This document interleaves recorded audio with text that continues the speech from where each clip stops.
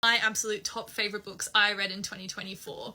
These are the books I wholeheartedly recommend, that I thoroughly enjoyed reading, that I thought were really, really good. Books that were not just fine, but I would describe as great. Most of what I read in 2024 was like in that fine category. There's a first part to this video where I talk about all of the books I read in 2024, but this is the top end, the best of the best. Go watch that if you want to see what else I read. I'm going to quickly talk about a 2025 release that I got to read early. It's called The Raven Scholar, and it is a high fantasy book. It captured my attention from the very get-go, and then I demolished it in like 2 days. As for the plot, the emperor of this world is retiring, and when an emperor steps down, there is a contest between these 8 different factions to decide who will become the new emperor. However, one of these contestants is murdered, and we follow kind of all of these moving, revolving plots around it to solve what happens, as well as learn more about this very expansive world. It was great. I highly recommend when it comes out. I think it comes out in May. Next, we have Sanderson. I read both Rhythm of War and Wind and Truth in 2024. They're exceptional. A bit annoyed that Wind and Truth ended like it did. If you don't know, Wind and Truth marked the end of the first arc of the Stormlight Archive, which is a projected 10-book series. So now there's a bit of a break until the next arc begins. It's gonna be a tough wait.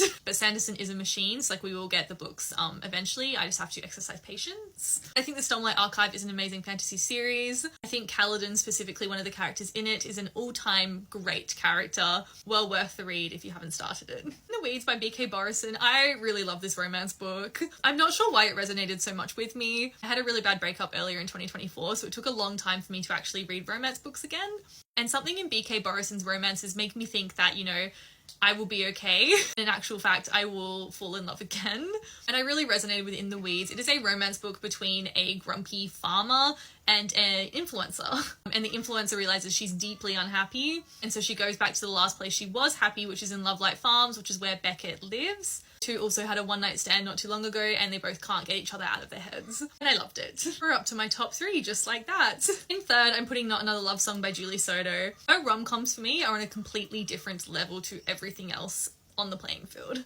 The way she writes intimacy, the way she crafts tension, the perfect way she includes smut with plot, it makes for such an engaging romance book that I believe in. I believe these characters fell in love.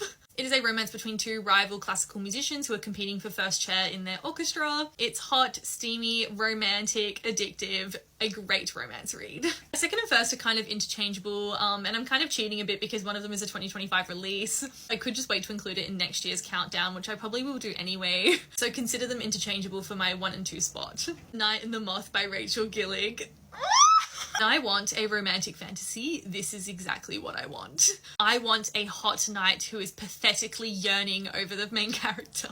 I want lingering glances. I want like fleeting touches. I want stares from across the room. I want build-up. Rachel Gillig delivers on that and so much more within this book. Everything I loved in One Dark Window and Two Twisted Crowns is like elevated in this book. Our main character is called a diviner. Diviners basically can like kind of interpret the future. She is one of 6 women who can do this. Our plot kind of starts with each woman disappearing. And so our main character is like, something has to be done. I'm going to do something about it. And she tries to go find them. And she goes on her quest with this really hot knight. He's the love of my life. I'm not going to say any much more in the book because I think more people should read it. It doesn't come out, I think, till May. But add it to your TBRs, add it to your priority TBRs. It's amazing. And then in number 1, I'm putting How to End a Love Story by Yulin Kwong. I've spoken about this book all year at length. It is my favorite romance book I've read in a really long time. And I think I love it as much as I did because I read it at the perfect time. I was in a huge slump. Nothing was drawing my attention. This captured it and didn't let me go. It is a romance between an author who is getting her book adapted to screen and the screenwriter who is adapting it. But the two have some shared history.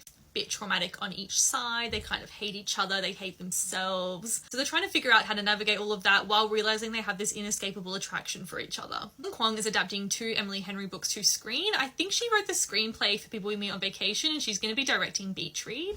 This is a bobby pin. I don't know why I'm like waving it around like this. I have full faith that she is going to do an amazing job because How to End a Love Story just gets it. She gets romance. She gets what I want in romance, and I just loved it. I thought it was great.